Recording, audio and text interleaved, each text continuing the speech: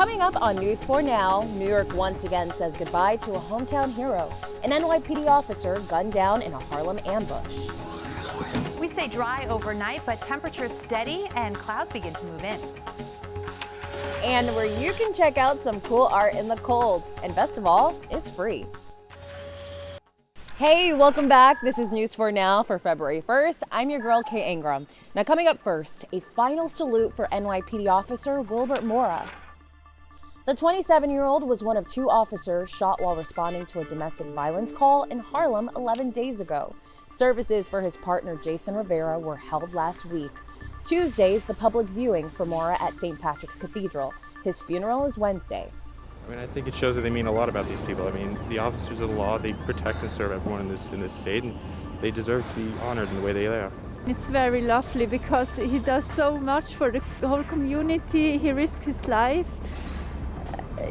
It's the least that the community and the city can do. It's a great honor, to honor them, and it's a beautiful thing to do for him. Mora spent several days on life support in the hospital so he could donate his organs. He was on the force for 4 years. Now, this next story, it is a sad one, but it's also a really good reminder for those of you who have pets. So be sure to listen up. Now, a dog has died in Brooklyn after it was electrocuted by a stray voltage coming from a grate on the sidewalk that was covered in snow and salt. It happened just after Monday night in Greenpoint, near the intersection of Clay and Commercial Streets. Witnesses say they heard a squeal from the dog that was being walked. The owners ran into a nearby dog training class for help. One person tried to save the dog by giving it CPR. So one of my students, who was very brave, ran outside to help. She tried giving the dog CPR. She had her mouth on the dog's mouth and was really, really just trying her best to help that whole family. Con Ed responded to the scene, but says the grate was not built or maintained by them. Crews, however, say they've seen this happen before, usually after storms when the melting snow mixes with salt, then seeps into the ground and erodes electrical cables.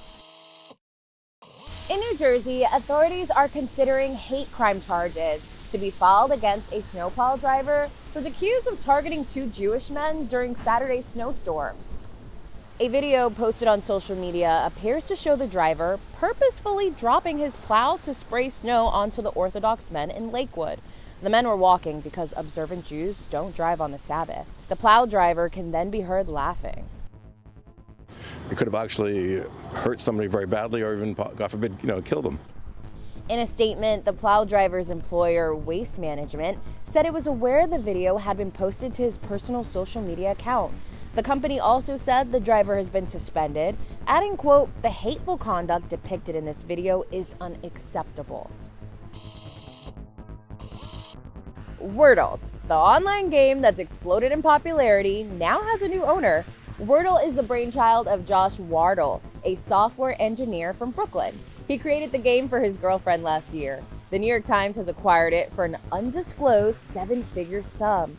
The Times says Wordle will remain free for new and existing players, and no changes will be made to the gameplay. Hi there, I'm Storm Team 4 meteorologist Maria LaRosa. We continue to add a few degrees, and this evening, no exception. In fact, a decent looking start to a February evening. We've got temperatures close to freezing, and then nearly steady heading into the overnight hours. We'll start to add some clouds, though. No rainfall, no snowfall. It is going to stay dry. You see through the next couple of hours, just mainly gray skies, and for the most part, light winds too out of the northeast. So that's going to leave us with temperatures in the upper 20s into the low 30s to start the day tomorrow. So with a warmer start, we're off to a good start already. That means a warmer finish. So back up into the 40s tomorrow afternoon. 30 degrees for the low, into the 20s from White Plains, Bridgeport in the 30s. We stay there for Long Island into the 30s, down in the 20s for down the shore. North and west a little bit chillier, upper teens and lower 20s. News 4 celebrates Black History Month.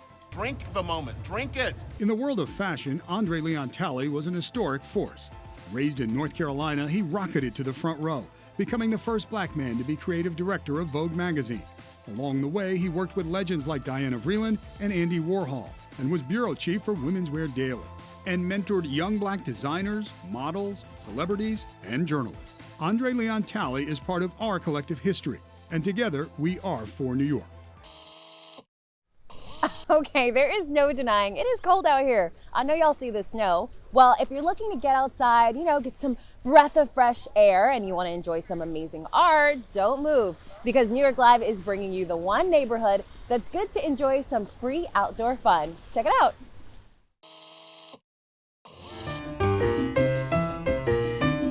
Known for its amazing restaurants and culture, but there's also a lot of great free street art here. So today we're in the neighborhood checking out some of the most photogenic murals. Let's go. The first stop on our tour is the Young, Gifted, and Harlem mural on the corner of Morningside Avenue and West 120th Street.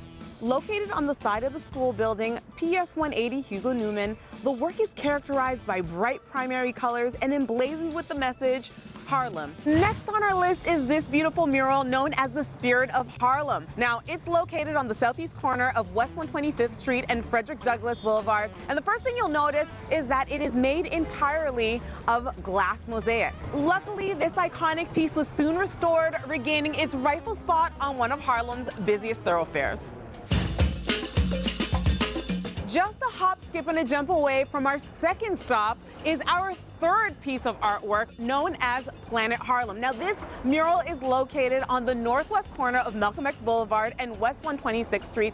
And the first thing you'll probably notice is that this mural depicts some familiar faces. Featuring everyone from former U.S. President Barack Obama to famous boxer Muhammad Ali to renowned writers Maya Angelou and Langston Hughes, this piece is meant to show these important figures coming together to celebrate their achievements.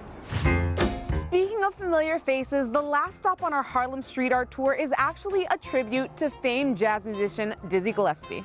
Located at 229 West 135th Street, this mural is not only bold, but also massive, taking up the whole wall of the building. Completed in 2017 as part of the Education is Not a Crime initiative, this portrait commemorates what would have been the jazz artist's 100th birthday.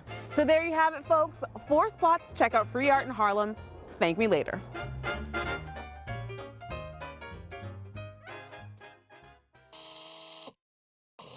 Happy Lunar New Year, News 4 fam. Now look, get this. Chinatown is kicking off the Year of the Tiger with a huge celebration. Mind you, this is a community that was crippled by the pandemic.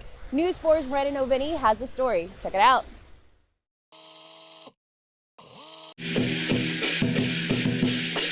Kicking off a 2-week-long celebration, the Lunar New Year in Chinatown marks a time of rebirth, welcoming the Year of the Tiger. Tiger means strong.